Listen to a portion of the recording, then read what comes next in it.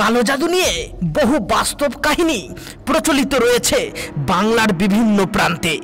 এগুলো লোকমুখে প্রচলিত এবং কিছু ঘটনা নথিভুক্ত হয়েছে। আজ আপনাদের তেমনি এক সত্য ভয়াবহ ঘটনা শোনাতে চলেছে অজানা তথ্য প্রেজেন্টস FTF চ্যানেল।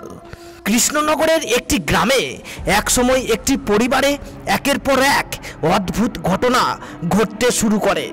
পরিবারের সদস্যরা অজানা অসুস্থতায় ভুগছিলেন। খাবারের অদ্ভুত গন্ধ পাওয়া যাচ্ছিল এবং বাড়ির আশেপাশে অদ্ভুত চিহ্ন পাওয়া যাচ্ছিল। পরবর্তী সময়ে এক ওঝা এসে জানান পরিবারের উপর কালো জাদুর প্রভাব পড়েছে।